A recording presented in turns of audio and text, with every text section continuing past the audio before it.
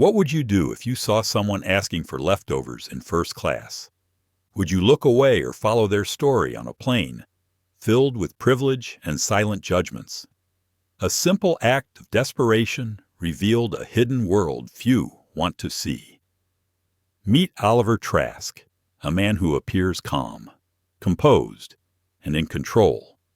But beneath his quiet strength lies a restless heart wrestling with justice, empathy, and the scars of a broken system. When he notices June Waverly, a woman quietly seeking crumbs in the front cabin, he could have ignored her. Instead, he chooses to follow, uncovering a story tangled with pain, resilience, and a fight against deep-rooted discrimination. What secrets will this flight reveal? How far will one man go to right the wrongs unfolding before his eyes? And what happens when the line between wealth and humanity blurs in the confined space of an airplane? Join us as we uncover the truth behind the silence, the courage behind the fear, and the hope that can rise from the most unexpected places. If you want to witness a powerful story of empathy, injustice, and transformation, don't forget to like, share, and subscribe. Let's start this journey together. It was the kind of morning that made everything feel artificial. The coffee tasted burnt. The steward's smile was mechanical. Even the sunlight pouring through the first-class window felt more like a filter on a screen than real light. Oliver Trask sat still in seat 1A, the place he'd claimed on every transcontinental flight since he started flying private less. The world had begun to bore him. He looked out the window, pretending to care about the clouds. A half-eaten croissant sat untouched on his tray, the butter still neatly sealed. He wasn't hungry. He wasn't anything. Just a man going through the motions. Then, a small voice. "Excuse me, do you mind if I ask for your leftovers?" He turned slowly. The voice hadn't come from a uniformed flight attendant or a nervous executive assistant. It came from a girl, maybe 9, maybe 10. She stood in the aisle between first-class seats, wearing an oversized hoodie, her sneakers slightly too big, and clutched a paper napkin in her hand like it was fine silver. He blinked, unsure whether he'd imagined her. She didn't flinch.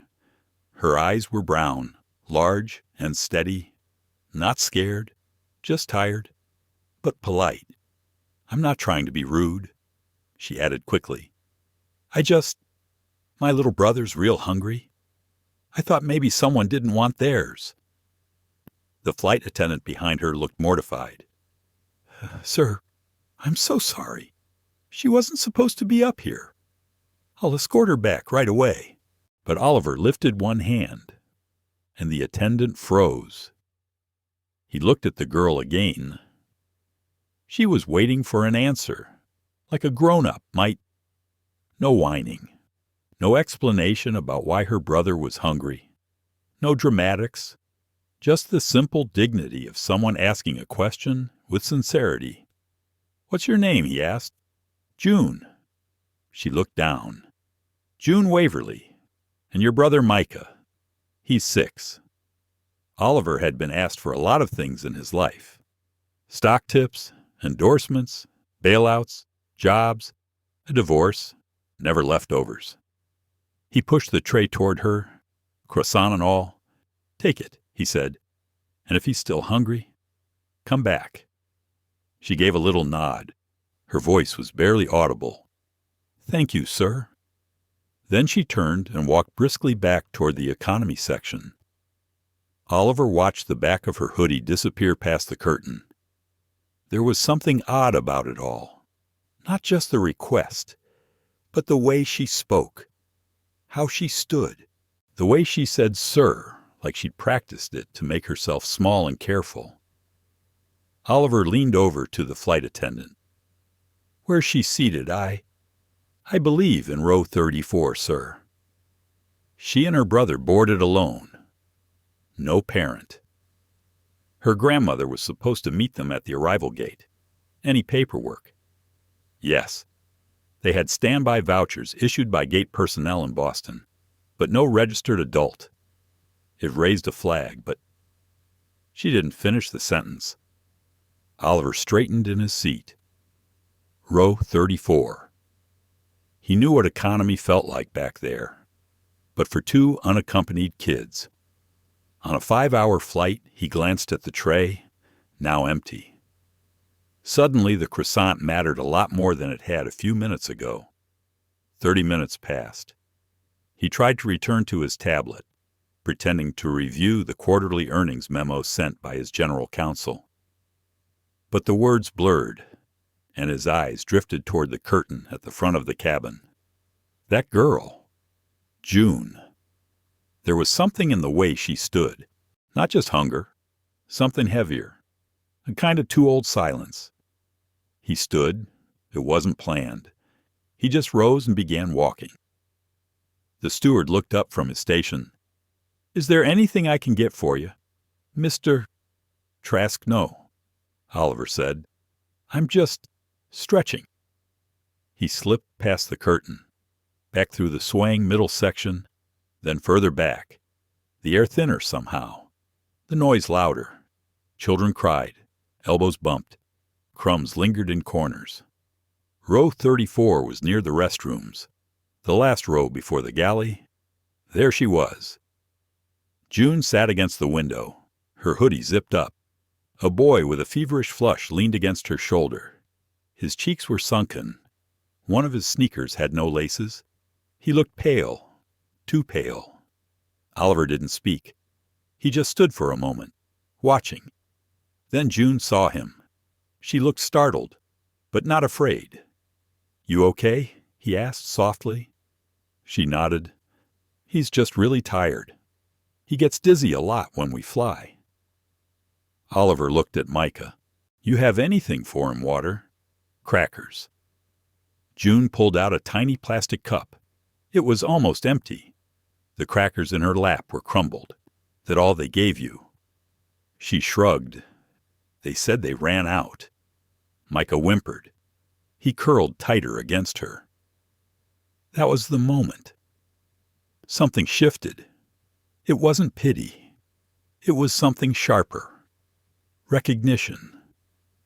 He had seen this look before in the mirror, years ago, when his sister got sick and his parents left him in a hospital waiting room with a vending machine dinner and said, "We'll be back soon," but never came back that night. He crouched slightly. "I can get him help. Real help. But I need you to trust me. June." She didn't answer right away. Her eyes scanned him, not for money, but for motive. Then she nodded, not because she believed him, but because her brother was sick and she'd run out of other options. Oliver reached for the intercom. "Get me the head attendant," he said. "Now." The call button blinked. The head flight attendant arrived within 30 seconds, her heels clicking softly on the thin carpet of the cabin aisle. She looked startled to see Oliver standing near row 34, crouched in front of a child. "Sir, is everything all right?" Oliver didn't move away from June or Micah. His voice was steady but low, the kind you only use when something fragile is at stake. "No, something is wrong. This boy needs medical attention, or at the very least fluids and actual food, and he's not getting either." She hesitated. "Sir, our meal service has ended, but I can speak with the captain, and I want your emergency kit now, and I want to know who is responsible for unaccompanied minors in your manifest." Her posture stiffened. "Of course, Mr. Trask. Right away." June looked up at him again. This time, she didn't seem afraid, just confused. "You didn't have to come back here," she whispered. "I know," he said, "but I did." Micah stirred, his little fingers curling into June's sleeve. He let out a faint cough, the dry kind that rattled without strength. His skin looked flushed in patches but pale underneath, and Oliver noticed the way his breathing grew erratic whenever the plane gently rocked. "How long's he been like this?" he asked. June bit her lip. "Since yesterday. We stayed in the airport overnight. We were supposed to fly out sooner, but the airline changed our gate 3 times, and our standby seats didn't get confirmed till this morning." "You didn't eat?" She shook her head. "I gave him what I had. Grand-packed protein bars, but they were old. I didn't want him getting sick." Oliver looked down at his own watch. They still had over 2 hours in the air. He made a decision in that moment. "We're moving him," he said quietly. "You can't," June said quickly. "They said economy people aren't allowed up front. And if we break the rules, they might not let us land with everyone else. They won't stop me." He looked down at Micah. "Can you carry him?" June hesitated, then nodded and slowly lifted her brother into her arms. He was too light for a 6-year-old. His head rested against her shoulder without resistance. When Oliver reached for her tray table and lifted it, folding her seat up, June didn't say a word. She just followed. As they stepped forward, the other passengers turned to look. Murmurs, raised eyebrows, whispers trailing behind them like static. Oliver walked with his hand slightly outstretched behind her, not touching, but close enough to shield. When they reached the curtain separating first class from economy, the flight attendant tried to intercept them. "Sir," Oliver didn't slow down. "If anyone touches this girl, I'll buy the airline and fire you before we land." Silence. He pulled the curtain aside. The lights in first class were dimmed. Passengers in tailored suits were sipping wine and tapping on tablets. The air smelled of citrus and clean linen. No one coughed here. No one cried. He led June to his own seat in 1A. Put him here. June gently settled Micah onto the reclined leather seat. He curled automatically into the armrest, his breathing slower now that he wasn't being jostled. The flight attendant reappeared with a warm blanket, a first aid pouch, and a tray of real food-grilled chicken, warm rolls, applesauce. Not luxury, but nourishment. Oliver nodded toward the food. "Eat." June blinked. "Me, yes. You need strength, too." She hesitated. Then, slowly, she picked up the roll and tore it in half. Steam escaped. She passed the bigger piece to Micah and held the smaller one in her palm, eating in small, cautious bites. Oliver sat opposite, watching her, not intrusively, just observing. "How old are you, really?" he asked. 10. "But I turn 11 next month." "Where are your parents?" Her chewing slowed. Gone. Where she looked down. "Dad passed 3 years ago. Mom left 2 months after. Said she needed to find herself. And you haven't heard from her since." June shook her head. "Gran's all we have. She's sick now. That's why we were flying. To live with Aunt Mara. She's supposed to meet us in San Diego." Oliver leaned back, his fingers laced across his lap. "Do you trust her?" "Your aunt, I don't know. I've never met her." That silence again. That too mature calm. "You're very brave," he said quietly. June didn't answer. Just kept feeding her brother small pieces of roll dipped in applesauce. "I had a sister," Oliver said, breaking the quiet. "You remind me of her. She used to mother me like that when we were little, even though I was older." "What happened to her?" June asked. "She got sick.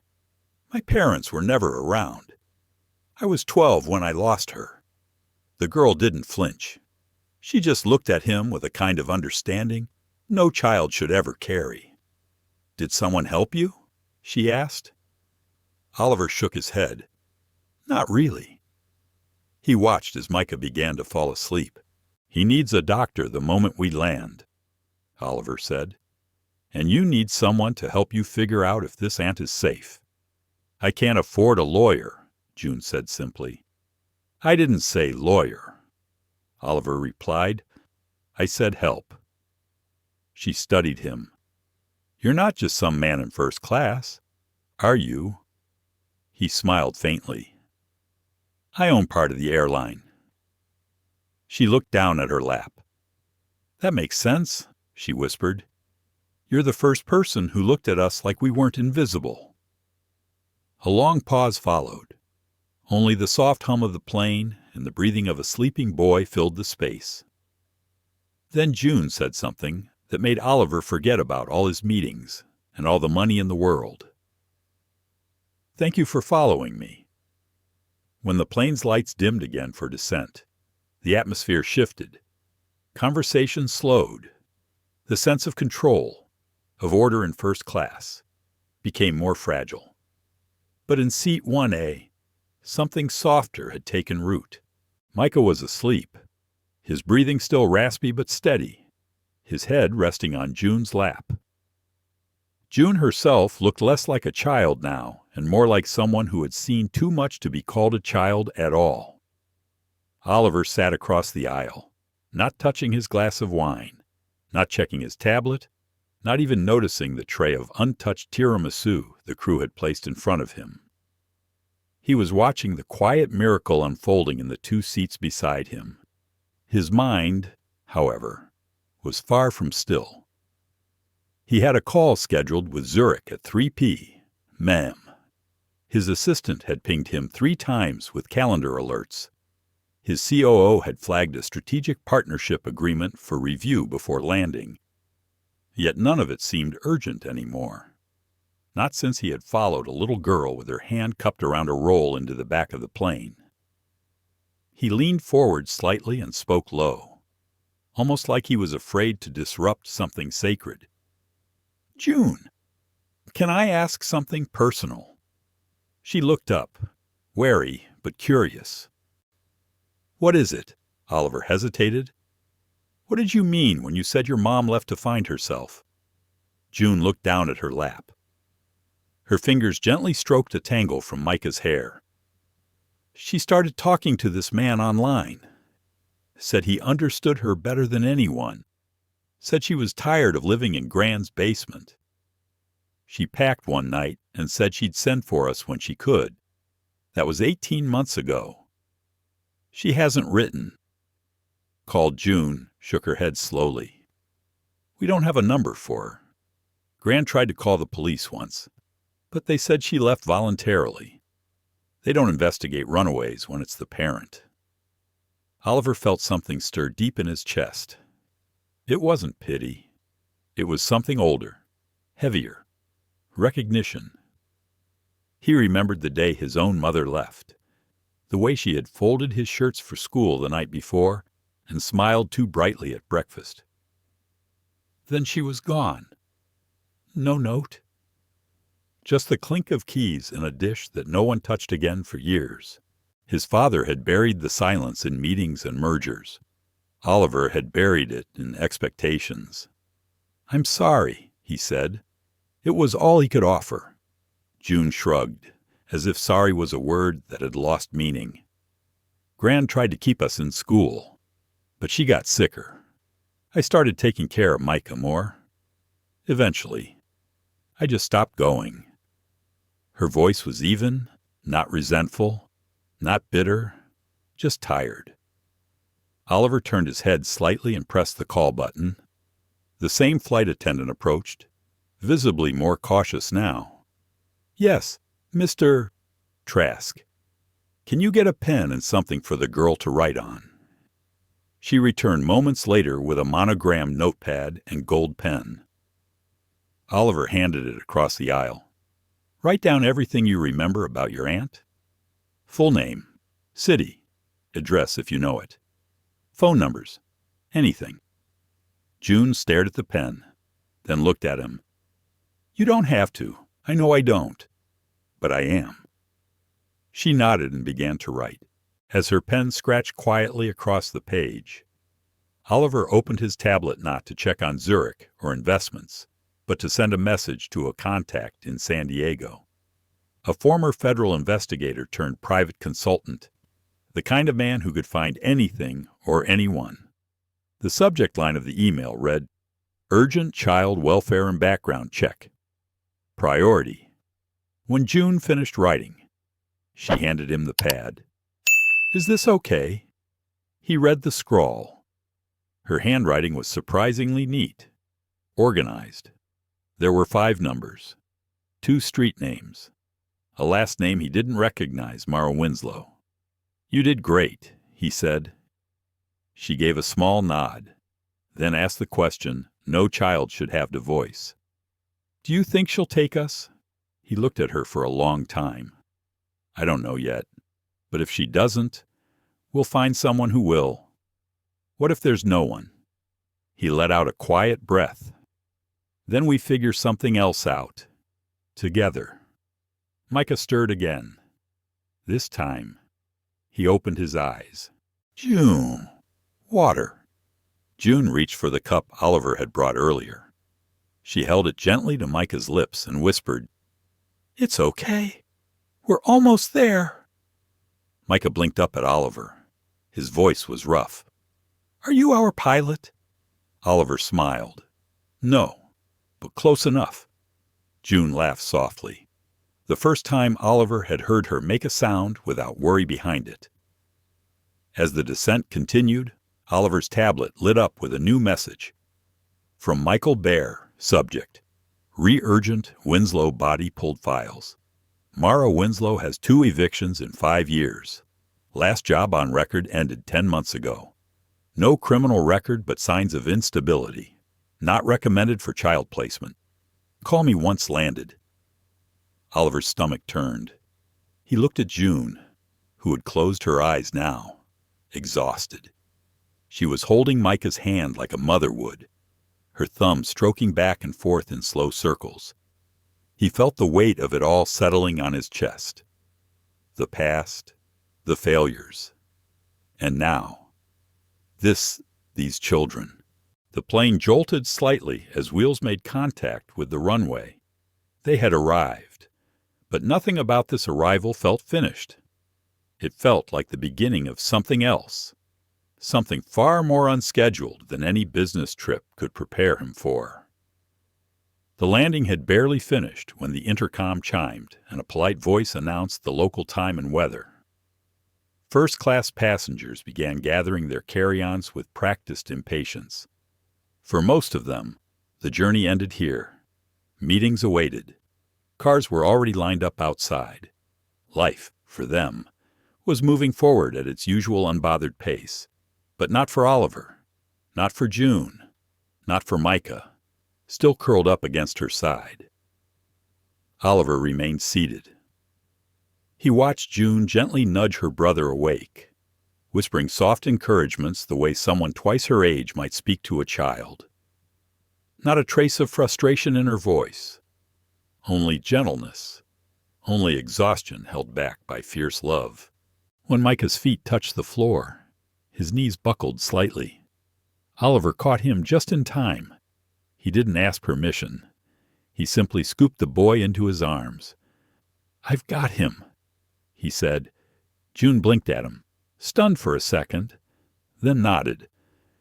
She reached for the only bag they carried, a tattered pink backpack that had frayed along the seams.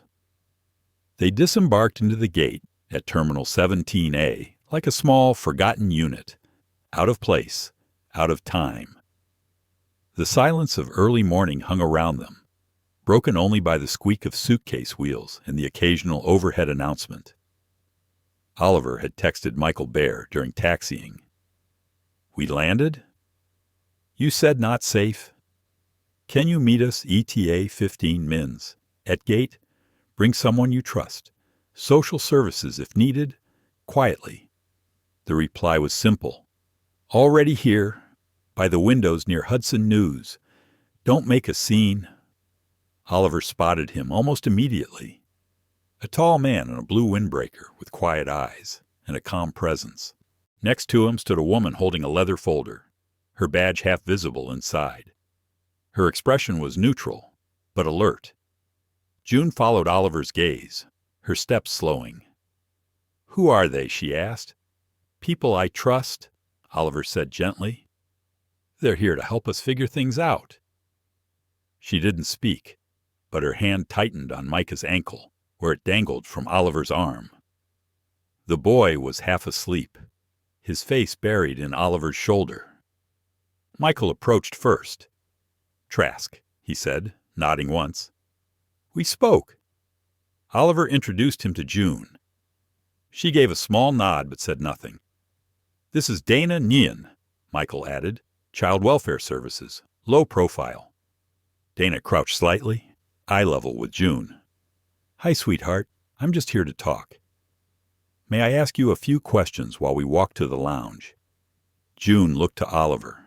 He nodded. "You can trust her." June finally nodded again. Quiet, careful, but willing. They walked slowly, avoiding stares, slipping past the busy stream of passengers.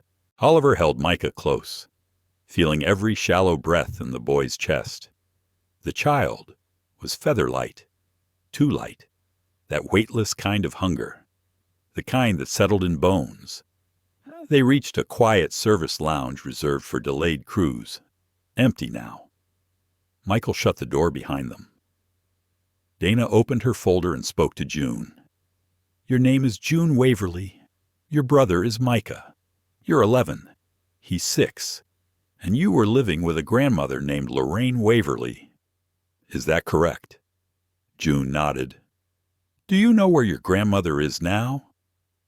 "She passed away 3 months ago," June said, her voice soft. "We stayed in the basement apartment. I kept paying for electricity with her coin jar.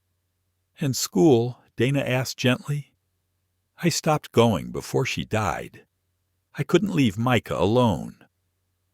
Oliver watched every expression flicker across June's face, every effort she made to sound calm, every attempt to seem older than she was. It was bravery, not survival, and it broke something open in him. Dana scribbled notes, then looked toward Oliver. "You're not a relative, not a legal guardian, but you brought them here. I found them. On the flight, she asked for leftover bread in first class. That's how it started." Dana looked between him and June. "May I speak with Mr. Trask in the hallway for a moment?"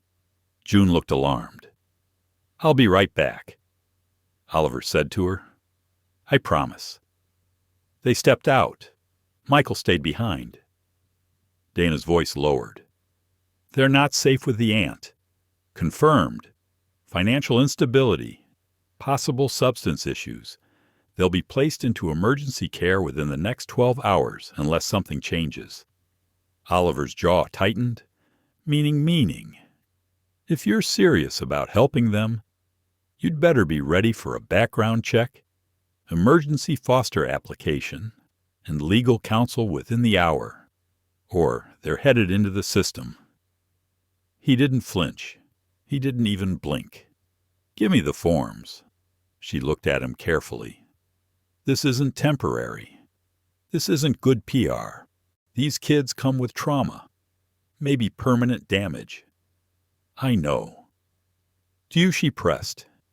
"Do you understand what it means when a child doesn't flinch at turbulence because it's quieter than their home, when they memorize kitchen scraps like banknotes?"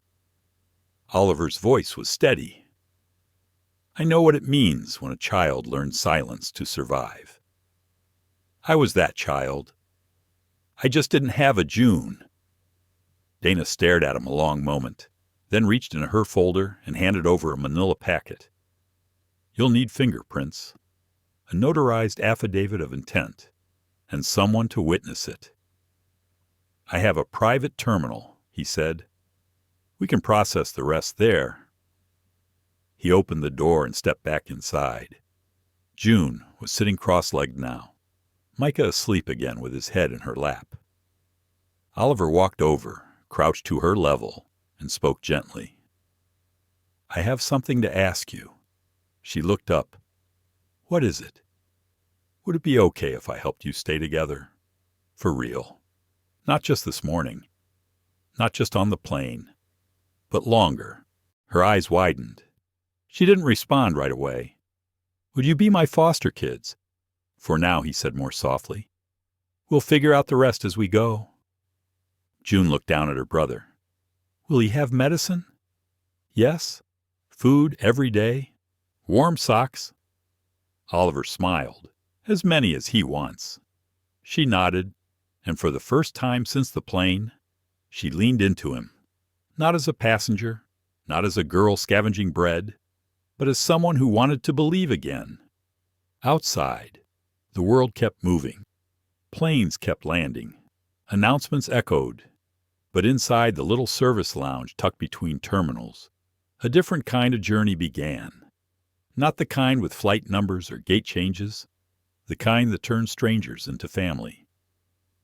Oliver Trask had been through negotiations worth hundreds of millions of dollars. He'd faced hostile takeovers, boardroom mutinies, even the chaos of a global product recall. But none of those ever made his hands shake quite like signing that emergency foster agreement did. In the private terminal, tucked behind tinted windows and guarded gates, a team of 2 legal aides and a notary waited. They had been briefed with minimal details, just that this was urgent, that it involved children, and that Oliver was not to be questioned. Even in his world of high-stakes discretion, this was unusual. June sat on a soft beige couch, holding a packet of peanut butter crackers one of the aides had found. Micah was curled up beside her, blanketed now, asleep again. There was something about his sleep that unsettled Oliver. It was too deep, too still, the kind of rest that came from sheer exhaustion, not comfort. A nurse arrived, sent by Dana. She examined Micah quietly in a corner while the papers were signed. June watched everything. Her eyes tracked every movement of every adult. When the notary asked Oliver to swear truthfully to his intentions, she looked up. "You're really doing this?" she asked. "I am," Oliver replied. "And I'll keep doing it, as long as you want me to." There was no grand gesture, no swelling music or clapping audience, just a little girl nodding, very slowly, as if letting go of a weight she'd carried for too long. The paperwork was filed. Dana Nguyen stepped out to begin processing emergency placement notifications. Michael Baer made 2 phone calls, one to a judge, one to a family law specialist. Oliver stepped outside the glass doors, into the soft drizzle that had begun to fall over the city. He didn't mind the rain. It gave him space to breathe. His phone buzzed. It was Lauren, his head of communications. "Oliver," she said quickly, "I just got an alert. Someone from the flight recorded you in first class, talking to the girl. It's viral. Over 4 million views in the last hour." His stomach clenched. "Anything damaging?" "No. Actually, the opposite. You're trending as a hashtag equals bred the billionaire." He let out a breath.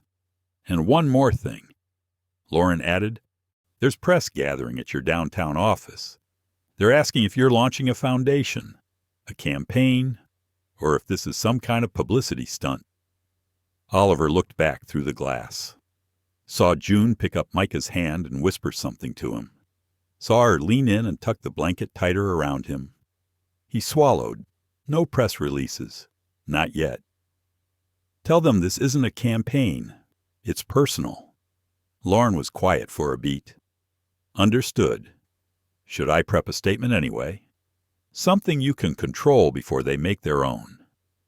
"Yes," he said. "But I'm not spinning this. Right from the heart. Say I met a girl who reminded me what it means to show up for someone." He hung up before she could reply. "Back inside." The nurse stood. "He's stable, but malnourished." We need full labs and pediatric care. I'll take them to Westbridge.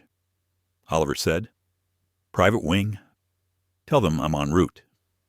Michael gave a small nod, already pulling out his phone to arrange transport. But before they left, Oliver knelt beside June again. There's something I want you to know, he said quietly. This next part might feel scary. Doctors and nurses and new beds. But I'll be there the whole time. June hesitated. I'm used to doing things by myself. I know, he said. But you don't have to anymore. Not unless you want to. She bit her lower lip, eyes glistening. But she nodded. Then she surprised him. She reached into her backpack and pulled out a tiny plastic dinosaur. It was missing a leg. This is Micah's. He sleeps with it. Just don't let them take it away. I promise. The SUV was waiting outside. Tinted, quiet, stocked with bottled water and blankets. They rode through rain-slick streets in silence. The city passed by in streaks of gray and gold. At one stoplight, June turned to him. Why are you really doing this? She asked. Oliver thought for a moment. When I was your age, I lived with my uncle. He wasn't kind. I used to dream about someone showing up and saying, "Come with me." But no one ever did. He glanced over. You asked for bread, and I couldn't walk away. June didn't say anything, but her shoulders relaxed. Westbridge Medical Center was already prepped when they arrived. A side entrance, a pediatric wing cleared for privacy. The attending doctor was kind, middle-aged, and didn't ask unnecessary questions. Micah was admitted for monitoring. June was given a temporary room beside him. Oliver stayed through it all. He filled out forms, talked to doctors, bought June a grilled cheese from the hospital cafe, and sat with her while she ate it. At one point, he stepped into the hallway to answer a call. It was from his board chairman, Derek Ashford. You missed the product demo, Derek said, voice tight. Investors were asking where you were. I had a family emergency. A long pause followed. Oliver, you don't have a family. I do now. Derek exhaled. We've worked too hard for too long to watch you unravel over this. Be careful. Oliver's jaw clenched. I'm not unraveling. I'm realigning. Derek chuckled humorlessly. Well, realign fast, or you'll be replaced before your next quarterly update. The call ended. Oliver leaned his head against the hallway wall, the weight of everything pressed down. The board, the press, the questions, the responsibility he had chosen. But then a voice called from the room. Oliver. It was June. He walked back in. Michael was asleep again, monitors steady. June held out a hospital wristband. They gave him one, and they gave me one too. He sat down beside her. They said you're his emergency contact, and mine. He didn't speak. He just nodded. I never had one of those, she whispered. Someone to call if things went bad. You do now. In the quiet. She leaned against his arm. I think Micah dreams better when he knows someone's there.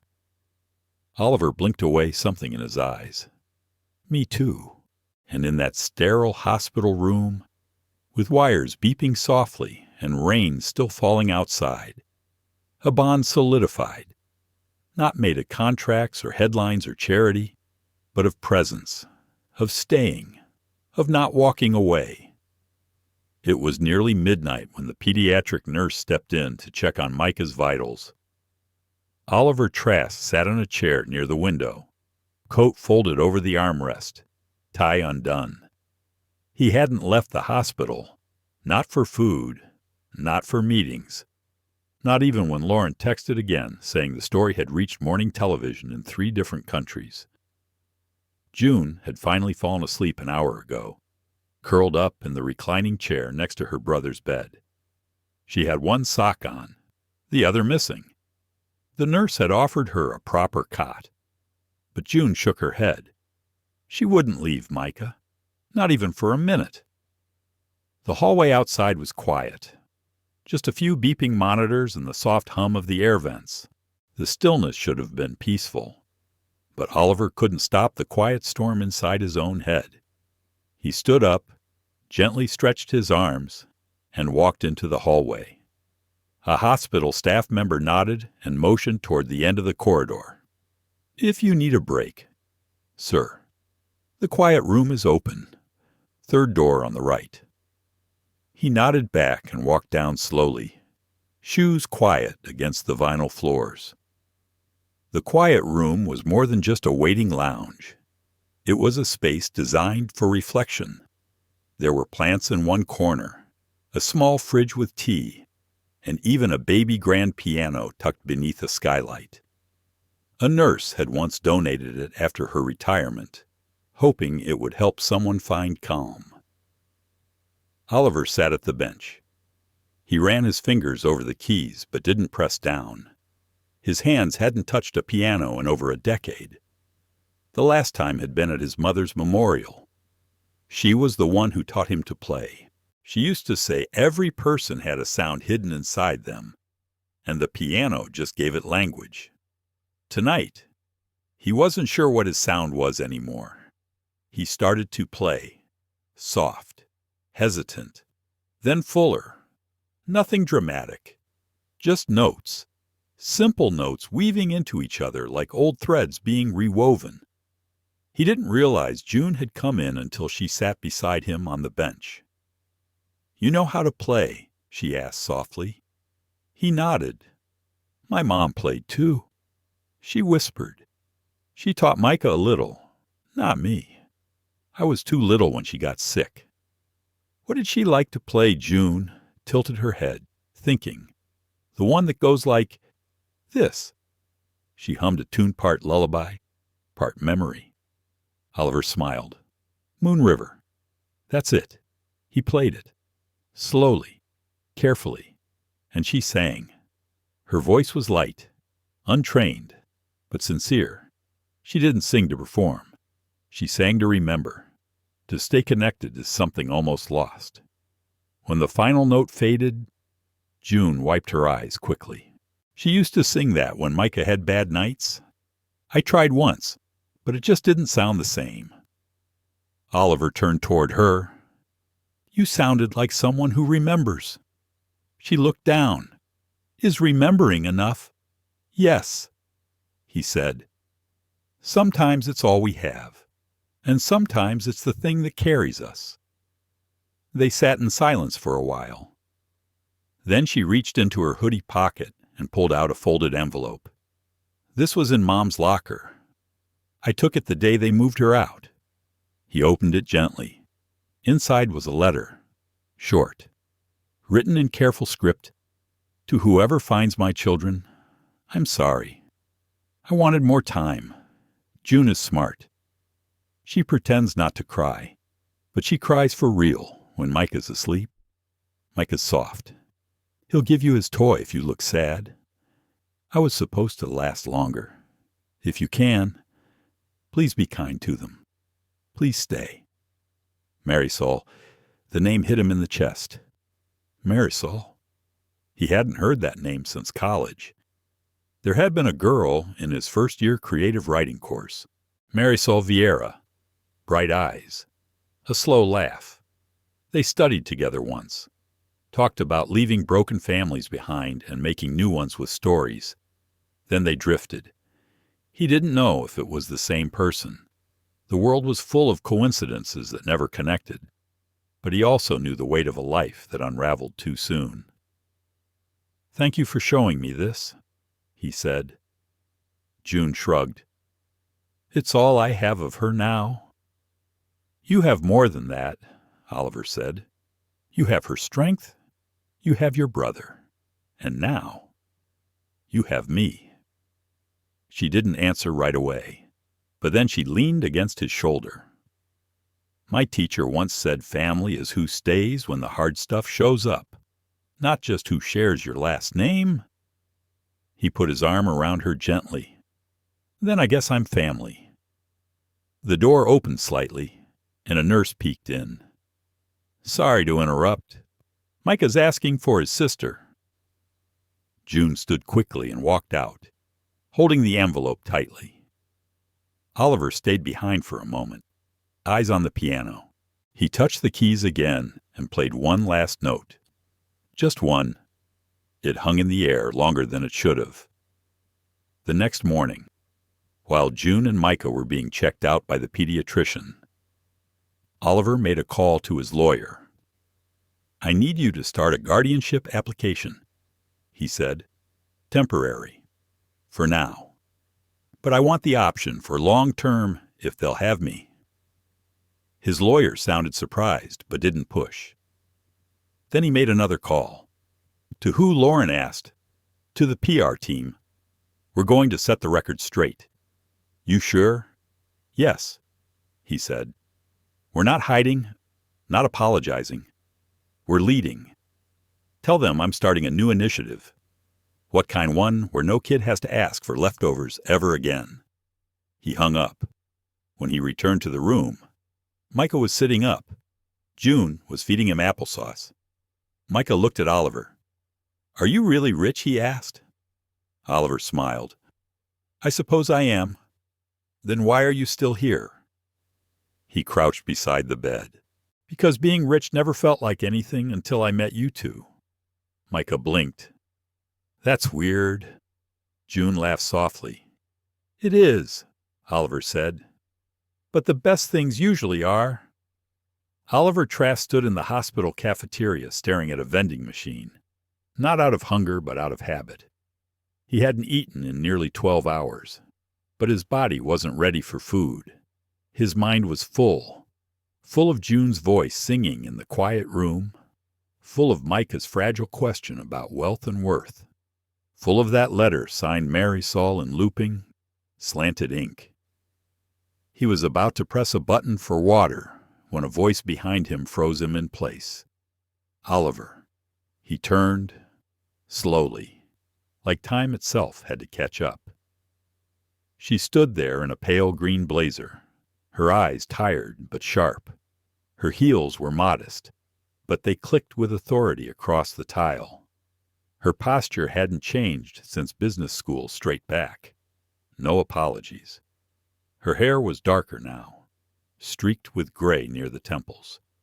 Clarissa, he said. Clarissa Benton, Harvard Law. The woman who once built his company's litigation division from scratch. The woman he once almost married. What are you doing here? He asked. I was about to ask you the same thing. She glanced at his wrinkled shirt, the badge on his chest that said visitor, and the crumpled coat on the nearby chair. I saw your name on the guardianship filing, she said. It hit my desk first. Oliver blinked. That was fast. I still work fast. They stared at each other in a pause heavy with history. You filed for custody of 2 kids, she said quietly. You didn't just open your wallet. You wrote your name in ink. That doesn't sound like the Oliver Trask I remember. People change. She nodded slowly. Sometimes they do. Sometimes they just break in new places. Oliver leaned against the vending machine. What do you want? Clarissa. She stepped forward, lowering her voice. I want to know what this is. Is this about charity, guilt, or something real? He met her eyes. Does it matter? It does if you're dragging 2 kids into a media storm. Oliver inhaled, held it, released it slowly. They were alone on that flight. He said, no adult, no safety, just hope. One asked for leftovers. The other was shaking from fever. That's not media. That's survival. Clarissa folded her arms. And now you're the hero. I'm not interested in being the hero. Then what are you doing? He was quiet for a long moment. The sound of a nurse's laughter echoed down the hall. "I'm staying," he said. Clarissa watched him, studied him, not the way a former lover studies an old flame, but the way a lawyer evaluates risk. "Do you know their story?" she asked. "Where they came from? I know enough." "No, you don't. That girl, June, she filed an anonymous complaint to Child Services 2 years ago. Said her mom was being abused by a man she refused to name. The case was closed due to lack of evidence. Her school counselor tried to follow up, but Marisol disappeared." Oliver's face stiffened. "Why are you telling me this? Because if that man, whoever he is, still alive, and if he finds out you have her children, you're walking into a fight that doesn't care how much money you have." Oliver looked away. "That girl sat beside me in first class." He whispered, "Wore her brother's hoodie like armor. Didn't ask for sympathy. Just asked if we had any leftovers." Clarissa's voice softened. "And that broke you?" "No," he said. "It rebuilt something I didn't know I'd lost." Clarissa stepped closer, lowering her voice even more. "You're not the same man I knew. Thank you. That wasn't a compliment. I know." They both smiled. Barely. She turned to leave, then hesitated. "Look," she said, "if this is what you want, if this is who you've become, I'll process the guardianship. I'll make sure no one touches those kids unless they go through you." "Why?" "Because for a moment there, it didn't feel like I was talking to a CEO. It felt like I was talking to someone who actually cared." She walked away before he could respond. When Oliver returned to the pediatric ward, June was sitting by Micah's bed, reading aloud from a book of riddles. Her voice had that easy rhythm kids use when trying to sound confident. Micah laughed at one and then coughed a little. His color was better. June glanced up as Oliver entered. "Where'd you go?" "Got cornered by a lawyer," he said with a gentle smile. "You in trouble? Not the kind I can't handle." Micah lifted his juice box. "I saved you the orange one." "You like orange?" "I do now," Oliver replied, accepting it like a peace offering. June tilted her head. "You okay?" He nodded, but his eyes held something else. A storm still brewing somewhere beneath the surface. That night, when both kids were asleep. Oliver sat beside the window again. His phone buzzed. A message from Clarissa. One more thing. His name might have been Ray Vargas. Check Detroit police archives. Be safe. Oliver read the message 3 times. Then he opened his laptop and typed the name. It didn't take long. Raymond Vargas. Multiple charges of assault. Last known address linked to a Marisol Vieira. Case closed. No conviction. Victim uncooperative. Uncooperative because she was afraid. Or silenced. He closed the screen. June had protected her brother. Had walked through TSA alone. Had sung to remember a mother she'd buried without a funeral. She was more than brave. She was ferocious in her silence. And he'd promised to stay. The next morning, the hospital discharged Micah with a bottle of antibiotics and a follow-up appointment. The staff gave June a plastic bag with donated socks and a new toothbrush. Oliver signed papers, shook hands, and led them to his waiting car. On the ride to his Manhattan apartment, Micah pressed his face against the window, watching the city blur by. "Do you have a piano?" he asked suddenly. Oliver blinked. "Yes." "Why, I want to learn." Oliver smiled. "Then we'll learn." June reached for her brother's hand. She didn't say thank you. She didn't need to. Her silence had more weight than words. When they arrived, the doorman opened the door in disbelief. "Mr. Trask, these are my guests," Oliver said. The doorman hesitated, then nodded. "Of course, sir." The elevator ride was quiet. Oliver watched the numbers light up. June watched his reflection. At the top floor, the door opened into a sprawling penthouse. Micah stepped in and gasped. June didn't move. "It's too clean," she said. Oliver chuckled. "We can fix that." Micah ran ahead, exploring the giant couch, the wide kitchen island, the view of Central Park. June lingered at the entrance. Oliver waited. "Finally," she whispered. "Are you sure?" He nodded. "I've never been more sure." And slowly, she stepped inside. For the first 2 days in Oliver's penthouse, June barely unpacked. Her duffel bag stayed zipped in the corner of the guest room. She wore the same hoodie and jeans she arrived in. She didn't touch the fresh pajamas left on the bed or the fuzzy slippers the concierge brought up in the wrong size. Micah, on the other hand, made himself at home quickly. He slept curled on the oversized couch, a toy dinosaur tucked beneath his chin. He scribbled with crayons at the marble kitchen counter and asked if Oliver knew how to make French toast without burning it. When Oliver said no, Micah shrugged and asked if they could learn together.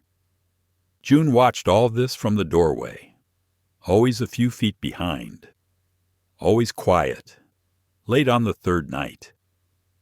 Oliver found her sitting cross-legged on the kitchen floor, flashlight in hand, reading through a manual about CPR from his emergency kit drawer. She didn't flinch when he entered. She just kept reading. "You planning to save a life?" he asked gently. She looked up, her face neutral. "If something happens again, I don't want to freeze." Oliver crouched next to her. "You didn't freeze, June. You acted. You sang to your brother. You carried him through an airport. You told a stranger the truth when it mattered." She didn't answer, but her fingers clutched the booklet tighter. "I failed," she whispered. "When Mom fell, I couldn't remember what to do. She was breathing, but wrong. Then she stopped. I called 911, but the man Ray came in and—" Her voice cracked. "He screamed that I killed her." Oliver's breath caught. He sat fully on the floor beside her, arms resting on his knees. "You didn't kill anyone?" She nodded once, sharp and angry. "I know, but he said it, over and over, until I almost believed him." Oliver didn't speak. The silence sat between them like an old friend. "I don't think he's dead," she added. "He disappeared, but people like him, they always come back." Oliver's jaw tightened. He remembered Clarissa's text. Raymond Vargas, assault charges, closed case, still no arrest. That kind of silence was dangerous. "Do you feel safe here?" he asked softly. June paused. "Micah does. That's enough for now." Oliver stood and offered her his hand. She didn't take it, but she rose beside him anyway. "June," he said, "this place has 27 security cameras, a biometric entry, and a retired NYPD sergeant at the desk. If Ray comes near this building, we'll know before he reaches the sidewalk." She blinked up at him. "You think locks keep people like him out?" "No," Oliver replied. "But people like me, we fight to make sure they can't get in." Later that night, he lay awake in his room listening to the city's distant hum. June's voice echoed in his thoughts. Her fear, her preparation, her refusal to trust comfort. He didn't blame her. The next morning, a knock came at the penthouse door. It was too early for deliveries or housekeepers. Oliver checked the monitor. A woman in a tailored gray suit stood there, holding a manila folder. Clarissa. He opened the door and motioned her in. "You said no meetings until Monday." He said, She raised a brow. "You've had a security breach." Oliver's spine straightened. Clarissa set the folder on the coffee table and opened it. Inside was a still image pulled from a surveillance camera, a man standing outside June's old school in Brooklyn. Hooded sweatshirt, sunglasses, gloved hands, even though it was 70 degrees. "Yesterday, just after dismissal," she said. "Didn't speak to anyone. Just stood near the fence and walked off. Is it him? We're not sure yet, but the school recognized him from June's file. They reported it. The case reopened this morning." Oliver looked toward the hallway, where the kids were still asleep. "Is he here in the city?" "Possibly. We think he's been in and out for weeks. He used the name Samuel Greaves to sign into a shelter in Queens." Oliver rubbed his face. "And we didn't know. We're not law enforcement. Oliver, we're just barely ahead of him." He closed the folder and walked to the window. "I need options," he said. Clarissa nodded. "Relocation is possible, but risky. Custody's still temporary. A judge could order placement with next of kin. He's not family. He's a predator. Prove it. We're gathering documentation. I've subpoenaed the 911 tapes from Marisol's final call." Oliver turned slowly. "You're doing this personally?" She hesitated. "You're not the only one who believes in redemption." That night, when June returned from the corner store with Oliver, she stopped mid-step in the lobby. A janitor stood wiping the glass door. He was older, maybe late 60s, but something in his shape, his stillness, made June freeze. Oliver saw it too. He moved in front of her. The man glanced at them, said nothing. "Just wipe the glass again," June whispered. "It's not him. I thought it was." Oliver didn't correct her. He didn't tell her how the man watched them walk past, or how his fingers twitched like someone resisting a habit. When they reached the elevator, Oliver placed a hand on the small of her back. Protective, silent, in the apartment. June went straight to the window and stared out for nearly half an hour. She didn't speak, didn't cry, just watched. Later, she asked if she could sleep in the living room with Micah. Oliver agreed without question. He watched them from the hallway that night, their two small shapes under the same blanket. Micah's breathing soft and even, June's eyes wide and alert. She was guarding him. From what? She wasn't sure. But the door they had never fully closed on grief, on fear, on Ray was starting to rattle again. And this time, Oliver Trask wasn't leaving it to chance.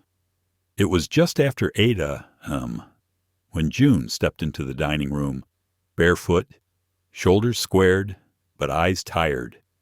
The sunlight spilled through the tall windows like warmth she didn't quite trust yet.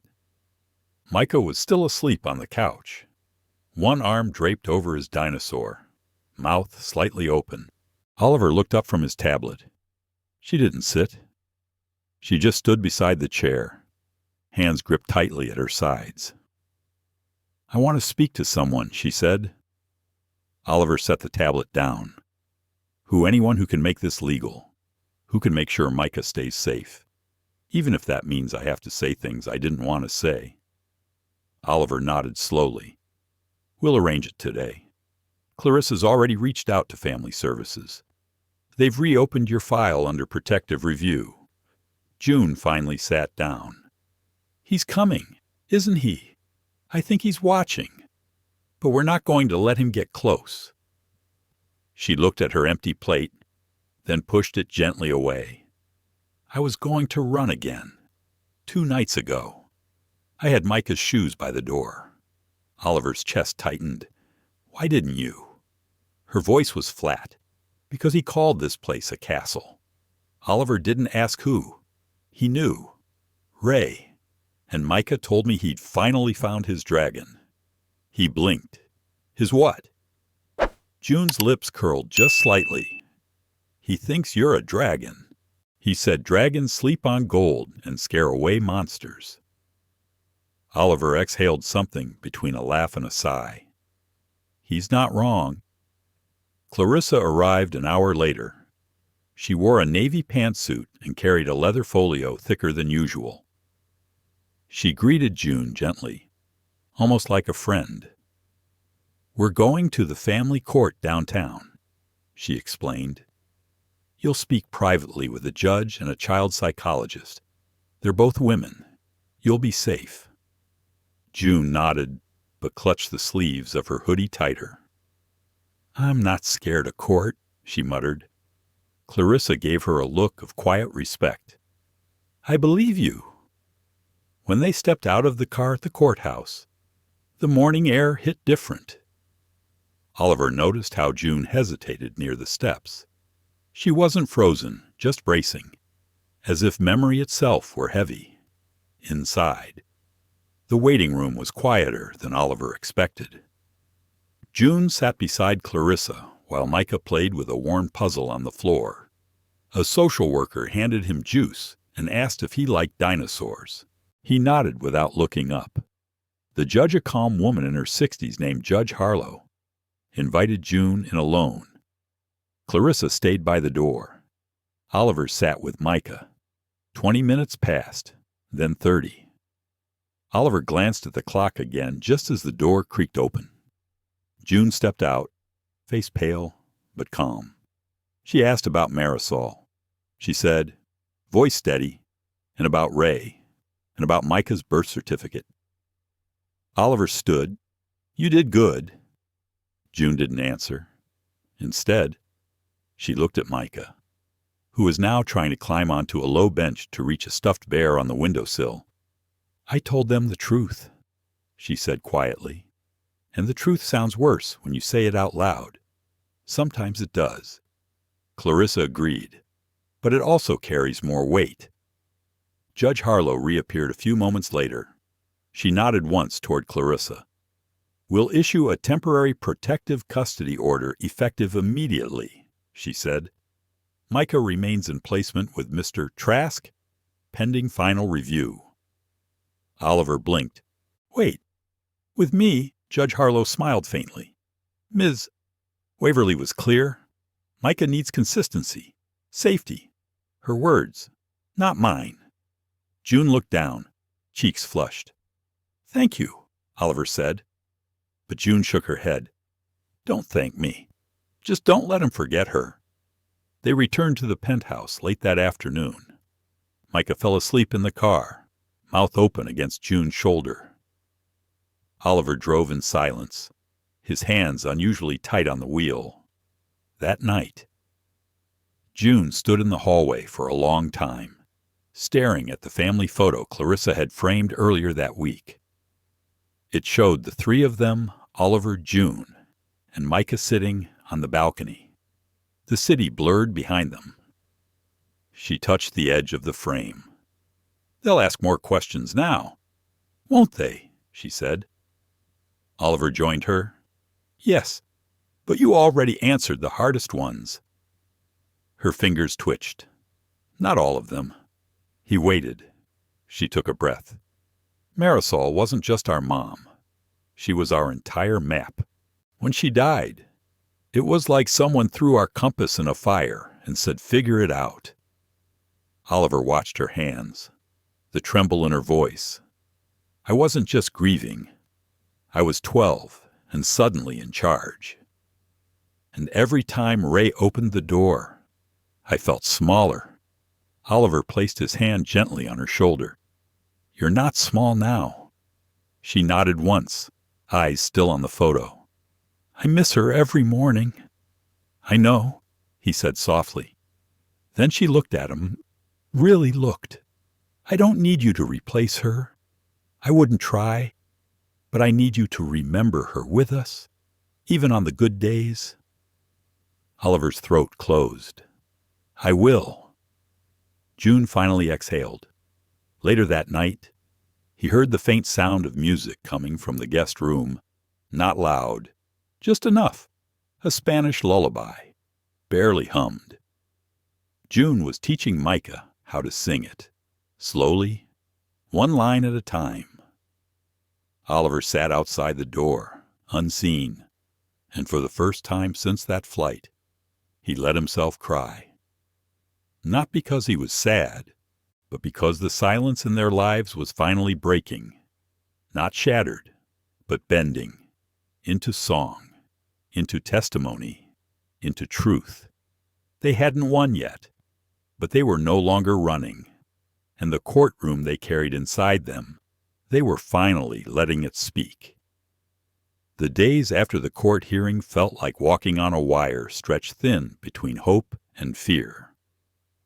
Oliver woke before dawn most mornings, coffee cold beside him as he watched the city skyline, waiting for the calm that rarely came.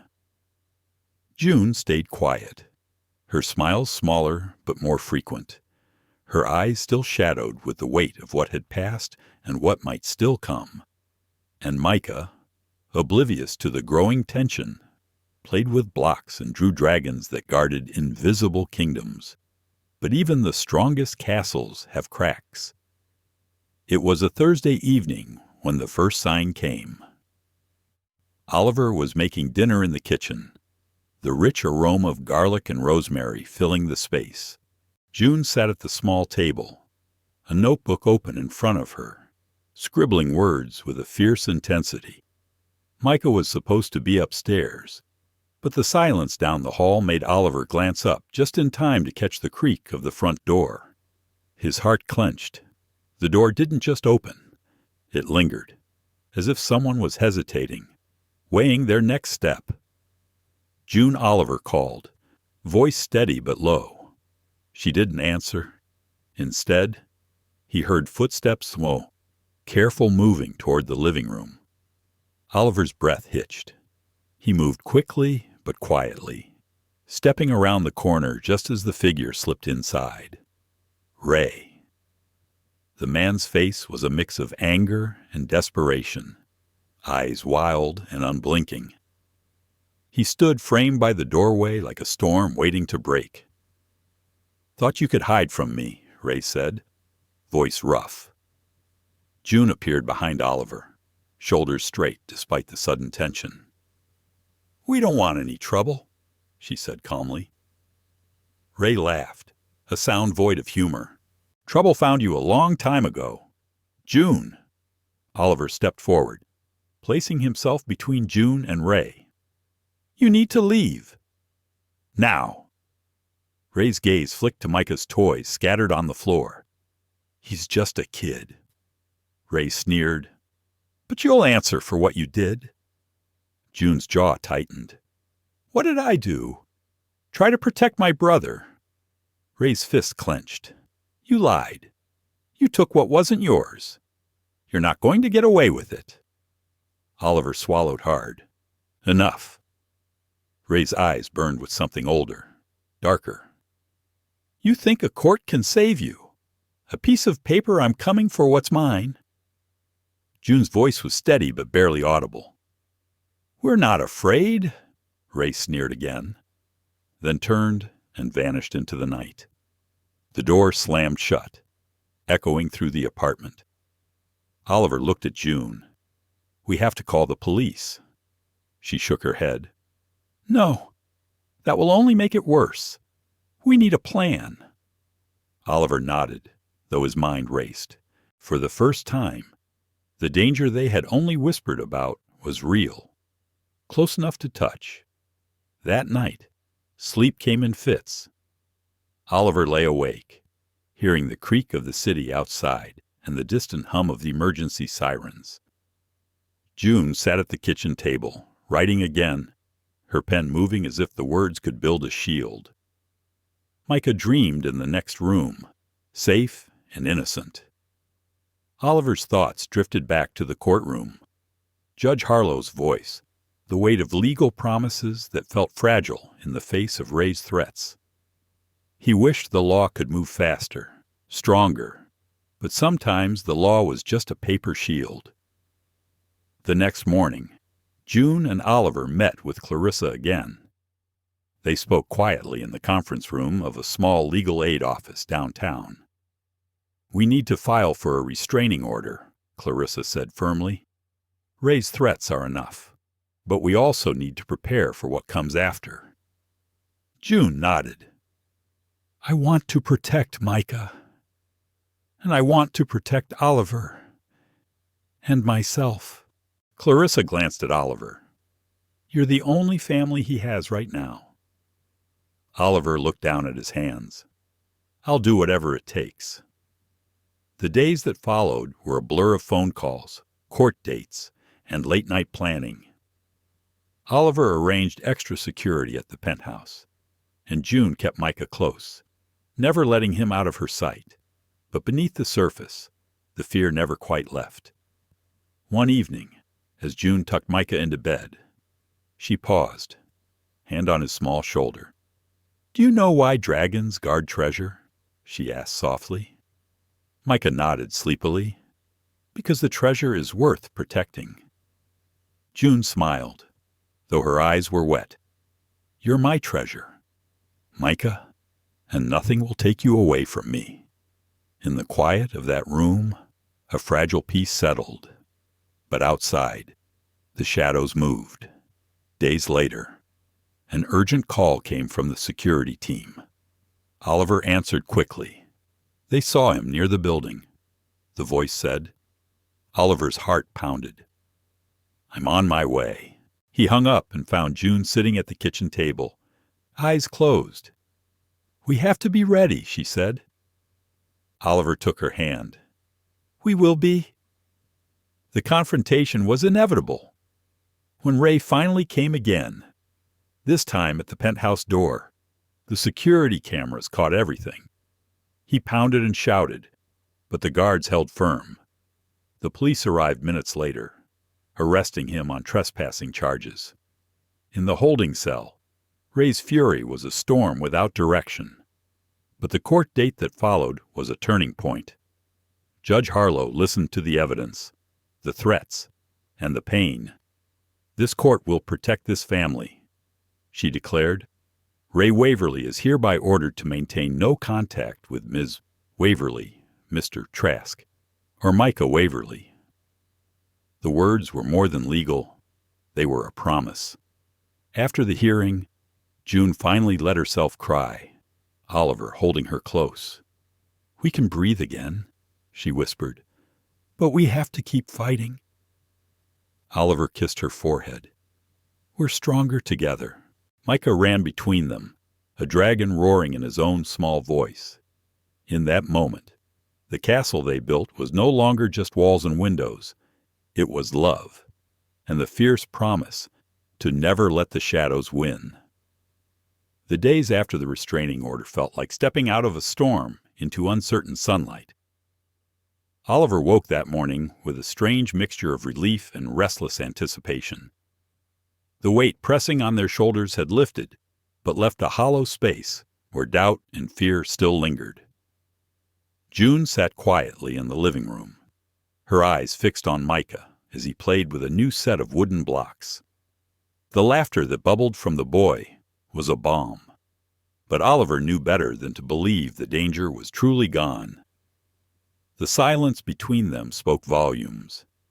There were things left unsaid, feelings they kept locked away behind the quiet smiles and the routines they clung to.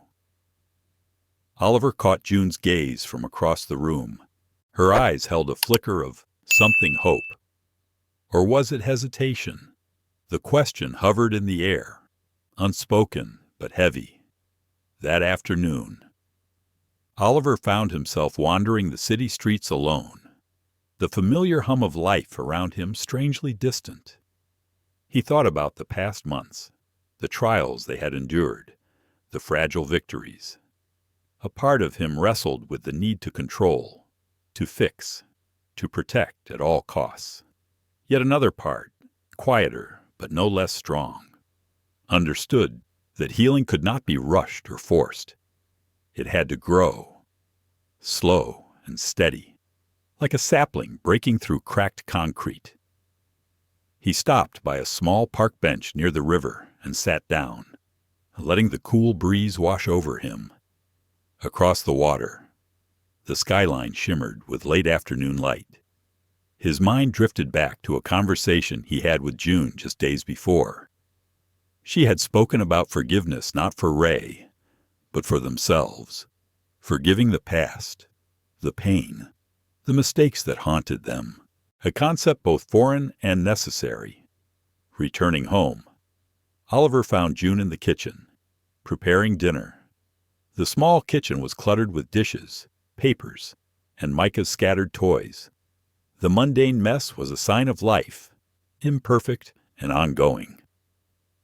"You've been quiet today," June said, not looking up from chopping vegetables. "Just thinking," Oliver replied softly. "About what comes next." June smiled faintly. "About forgiveness." He nodded. "Yeah, it's hard. I want to protect you and Micah so badly. But sometimes I wonder if I'm holding us back by trying to control everything." June paused, placing the knife down. "I think strength isn't about control. It's about trusting that we can survive the uncertainty, that even when we can't see the path, we find a way." Oliver looked at her, a deep respect growing in his chest. She had faced more than he ever would, and yet she carried her pain with such grace. The resilience in her was humbling. Their lives settled into a fragile rhythm. Mornings were filled with small victories, Micah's laughter at breakfast, a quiet moment reading stories, a walk through the neighborhood park. But at night, the silence returned, wrapping around them like a shadow. Both Oliver and June lay awake, wrestling with fears and memories. One evening, as Micah slept soundly, June confessed her worries. What if Ray doesn't stop? What if he finds a way to hurt us again? Oliver reached out, brushing a stray lock of hair from her face. "We won't let that happen. I promise." "But promises feel so small against what we've been through," she whispered. He held her close, wishing his words could carry more power. Days later, Oliver received a call from Clarissa Benton, the attorney who had been guiding them through the legal maze. "There's a new development," Clarissa said. "Ray's attempting to contest the restraining order. Claims there's no evidence he poses a threat." Oliver's jaw tightened. "We'll fight it. Whatever it takes." Clarissa's voice softened. "June and Micah need to be prepared. This could get messy." Oliver passed the news to June that evening. She absorbed it quietly, her face calm but determined. "Then we prepare," she said simply. "For us. For Micah." The next weeks became a whirlwind of meetings, statements, and legal maneuvering. The threat of Ray's return loomed like a storm cloud, never far, but never fully here.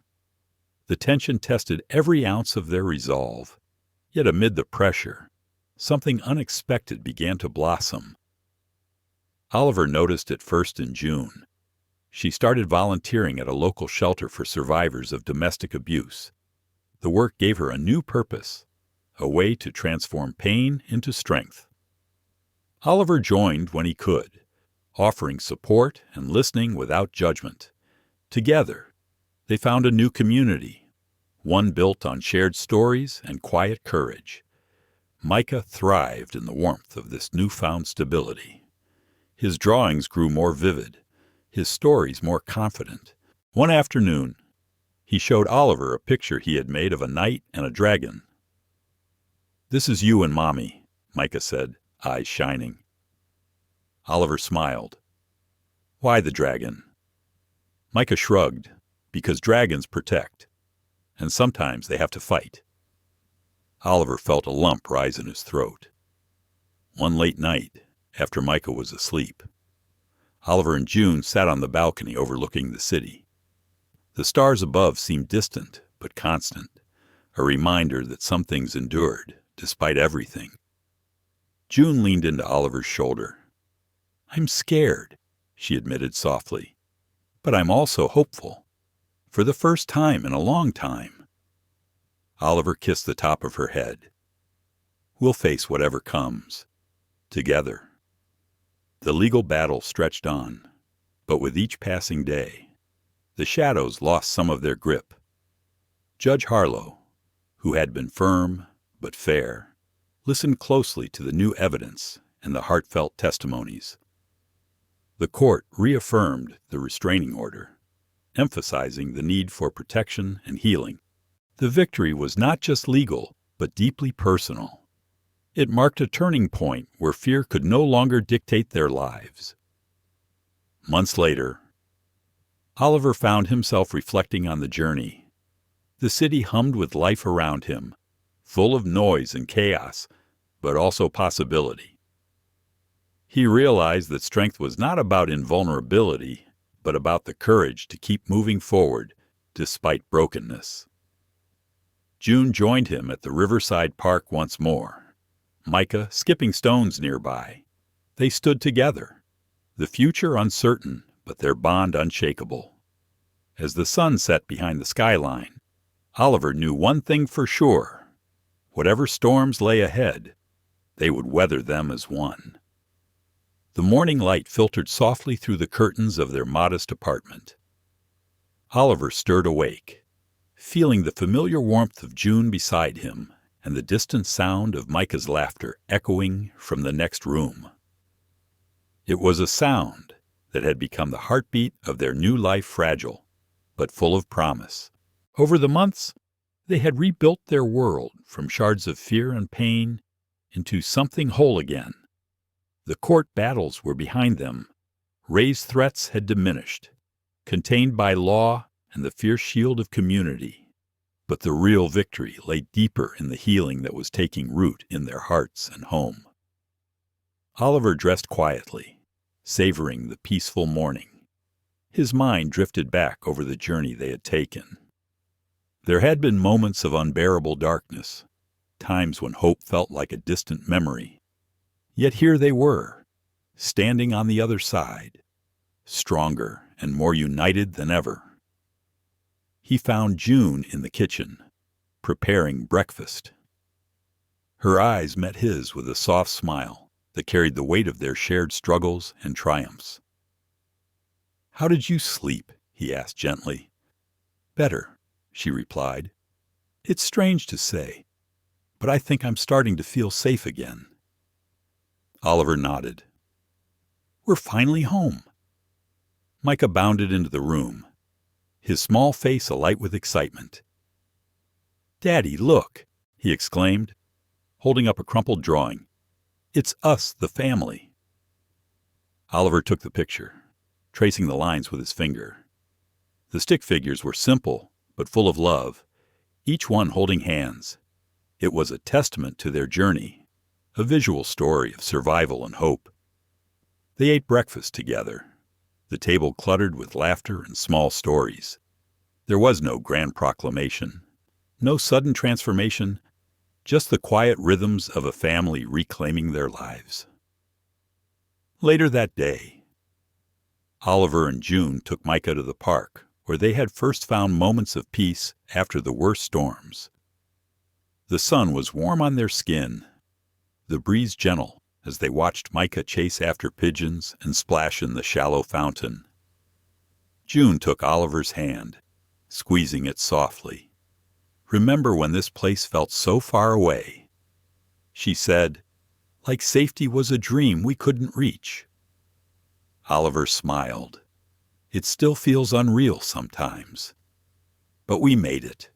They sat on a bench, watching the world go by, neighbors chatting, children playing, the quiet hum of everyday life. It was a tapestry of normalcy that felt miraculous after so much turmoil. Their conversations turned to the future. They spoke of the things they wanted to build, not just for themselves, but for others who had walked similar paths. June shared her vision for a community center where survivors could find refuge, counseling, and hope. Oliver talked about using his skills and connections to support that dream. The idea of giving back was a light they both held on to fiercely. It was a way to honor the battles they had fought and the strength they had found. They wanted to create a space where healing was possible and where no one would feel as alone as they once had. As the sun began to set, casting golden hues across the sky, Oliver felt a profound sense of peace settle over him. The scars of the past had not vanished, but they no longer defined him or his family. Instead, those marks were reminders of resilience and the power of love to transform even the darkest moments. That night, as Micah slept soundly between them, Oliver and June sat quietly in the living room, the soft glow of the city lights filtering through the windows. They didn't need words. The silence between them was full of understanding, a shared commitment to face whatever lay ahead with courage and grace. Oliver took June's hand, his voice steady and full of quiet strength. "This is just the beginning, for all of us." June smiled, tears glistening in her eyes. "Yes, a new beginning. Together." They looked toward the future, uncertain but hopeful, wounded but unbroken, ready to write the next chapter of their lives. As this story draws to a close, we are left with more than just the faces of Oliver, June, and Micah. We are reminded of the invisible battles fought every day by those overlooked and misunderstood. Their journey reveals the painful reality of discrimination, not just on a plane, but woven into the fabric of society. This is a call to see beyond surface judgments, to challenge the quiet prejudices that divide us, and to stand with those who seek dignity and respect. The courage to act, to listen, and to care can transform lives and rebuild communities. If this story touched your heart, if it made you question the world around you, then please like this video, share it with others, and subscribe to our channel.